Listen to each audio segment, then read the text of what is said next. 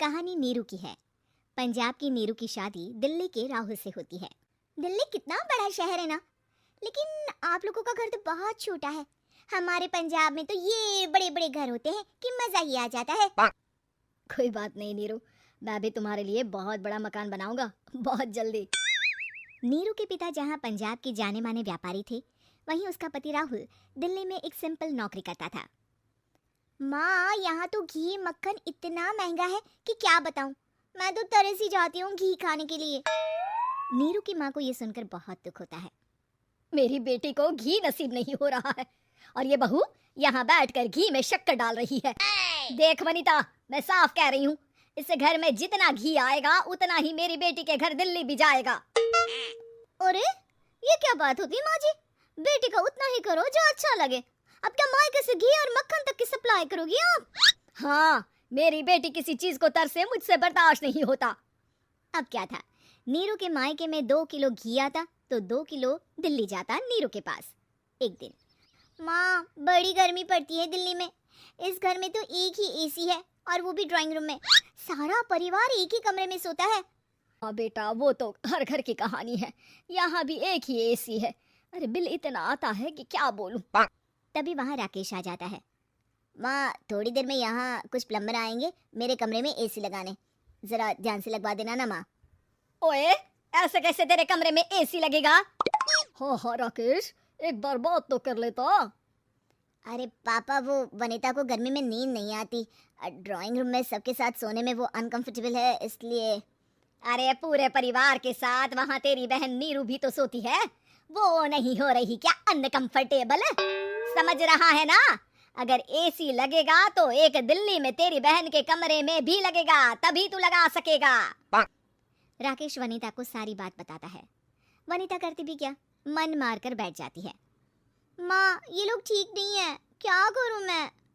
अरे बेटी, यहाँ आ जा, तू यहाँ आकर रह ले। अरे छोड़ दे ऐसे पति को। कैसे छोड़ दूं माँ? समाज क्या कहेगा, लोग क्या कहेंगे? वैसे भी मेरा एक बेटा है मयंक।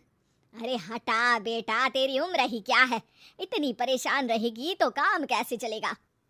खैर, बात आई गई हो जाती है। माँ को लगता है कि नीरू ठीक है, तो वहीं नीरू के मन में एक ही लाइन चल रही होती है, यहाँ आजा।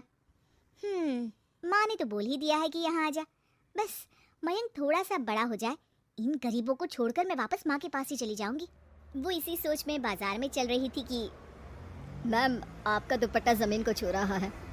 नीरू जैसे ही उस लड़के की तरफ देखती है, देखती ही रह जाती है। हाय रे, कितना सुंदर लड़का है ये। अब क्या हुआ? मैंने कहा आपका दुपट्टा। तो खुद ही उठाकर दे दो ना। लड़का समझ जाता है कि नीरू उस पर फिदा हो चुकी है। वो उससे उसका नंबर लेकर चला जाता है। अब क्या था, नीरू और रोहित में लगातार बातें होने लगती है। मैं हरियाणा का रहने वाला हूँ, यहाँ एक बड़ी कंपनी का मैनेजर हूँ। अच्छा, और कितने बच्चे हैं तुम्हारे? बच्चे? अरे मेरी तो शादी भी नहीं हुई है। तुम बताओ, शादी करोगी? नीरू शर्मा जाती है। अब लेकिन मैं तो पहले से ही शादीशुदा हूँ। मुझे फर्क नहीं पड़ता, बस तुम शादी कर लो, भाग चलते हैं। बहुत पैसे वाला हूँ मैं, हमेशा खुश रखूंगा तुम्हें। नीरू रोहित से मिलकर सारा प्लान बना लेती है और फिर एक दिन घर से भाग जाती है। दोनों शादी कर लेते हैं। शादी के बाद, क्या बात है नीरू, तुम्हें परेशान सा देखता हूँ, सब ठीक तो है ना? हाँ हाँ, सब ठीक है।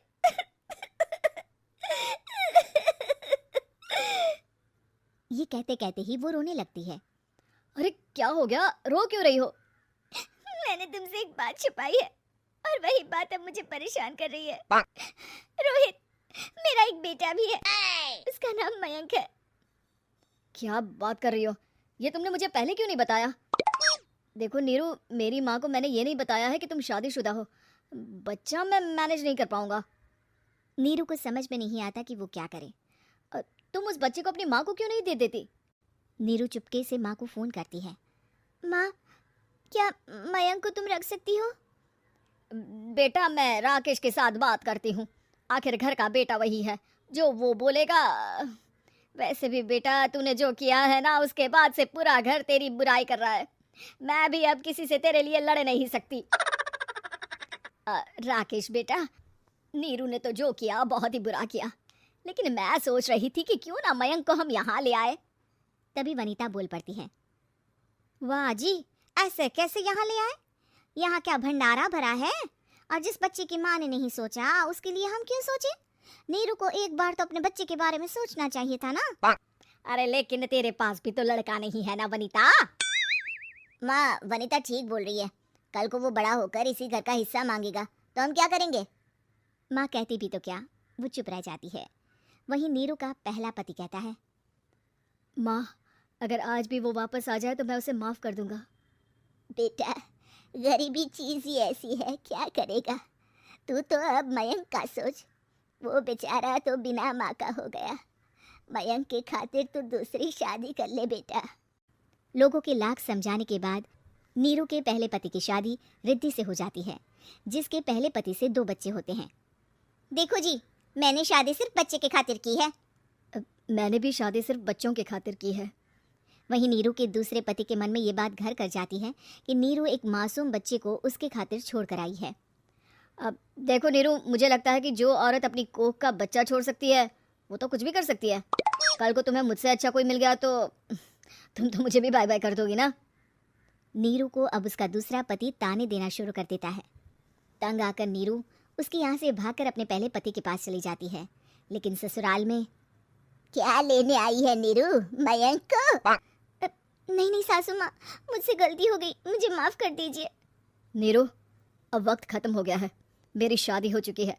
तो छोड़ दो ना उसे, हमारा बच्चा है। मैं आपको अपनी माँ नहीं मानता, मेरी नहीं मान तो बात अच्छी। नीरू मयंक की बात सुनकर समझ जाती है कि उसके पास अब ना आसमान रहा ना ही जमीन।